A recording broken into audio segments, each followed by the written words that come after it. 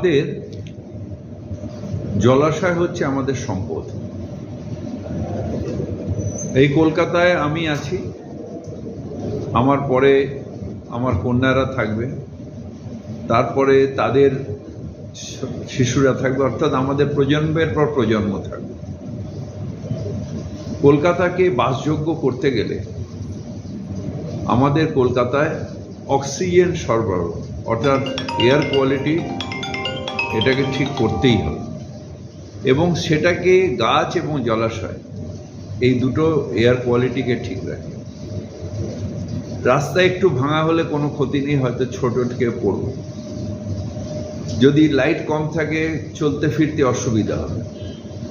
জল যদি না পাওয়া যায় তাহলে হয়তো একটু কষ্ট করে দূর থেকে জল নিয়ে আসা যায়, কিন্তু যদি অক্সিজেন না থাকে তাহলে তো জীবনটাই থাকবে। তাই যারা এই জলাশয়